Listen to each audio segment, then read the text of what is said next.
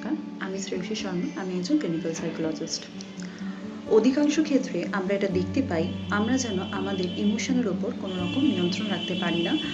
কোথায় কতটা মাত্রায় আমাদের ইমোশনসগুলোকে এক্সপ্রেস করা উচিত, সেই নিয়ন্ত্রণটা যেন হারিয়ে ফেলি। এগুলোর কিছু কারণ থাকতে পারে, সেই কারণগুলো নিয়ে আজকে আমি এই ভিডিওটিতে আলোচনা করব।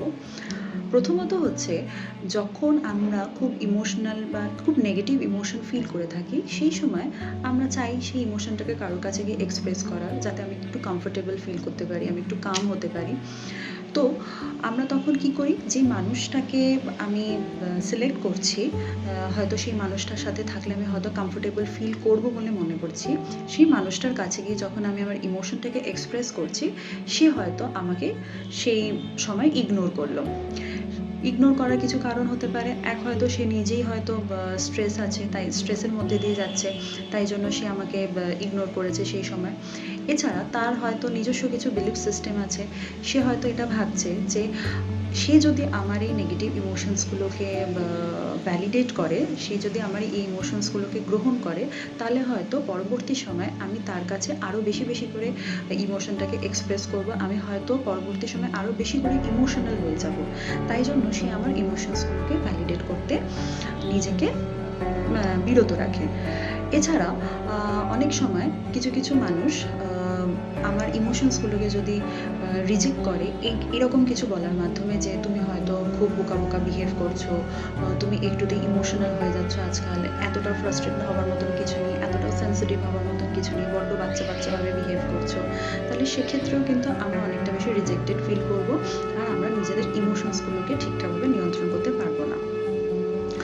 তাছাড়া আরেকটা সবচেয়ে বেশি কারণ হচ্ছে যে আমরা যাকে বেছে নিচ্ছি, যে যার কাছে গিয়ে আমি হয়তো কমফোর্টেবল হব বা যে আমার ইমোশনসগুলোকে বুঝবে, সেই হয়তো জানে না যে অন্যের ইমোশনসকে কিভাবে ভ্যালিডেট করতে হয় বা অন্যের ইমোশনসকে কিভাবে গ্রহণ করতে হয়।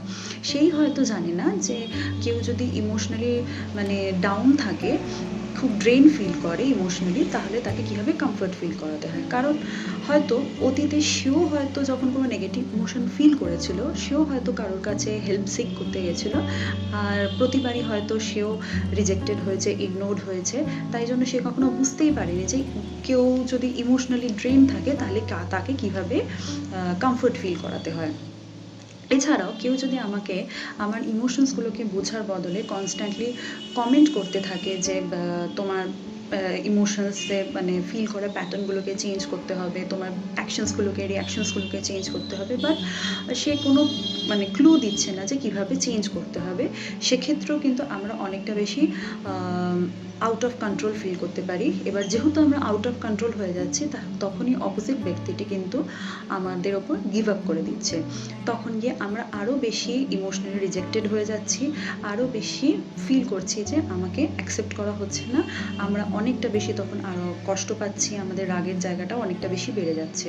ফলত সম্পর্কের মধ্যে যেই টানাপোড়েনের জায়গাটা, সেটা কিন্তু বেড়েও যেতে পারে, সম্পর্কের মধ্যে কিন্তু একটা ভুল বোঝাবুঝির জায়গা আসতে পারে। তাহলে যেহেতু আমরা ইমোশনসগুলোকে ঠিকভাবে রেগুলেট করতে পারছি না, বা অন্যদের দ্বারা অন্যরা যেহেতু আমার ইমোশনসগুলোকে ঠিকভাবে ভ্যালিডেট করতে পারছে না, আমাকে সেই প্রপার এমপ্যাথিটা দেখাতে পারছে না, তাই জন্য কিন্তু আমাদের ইমোশন রেগুলেশনের ক্ষমতাটাও কমে যাচ্ছে, তাই জন্য সম্পর্কের মধ্যে ভুল বোঝাবুঝির জায়গাটাও আসছে। তাহলে সেক্ষেত্রে কি করতে হবে?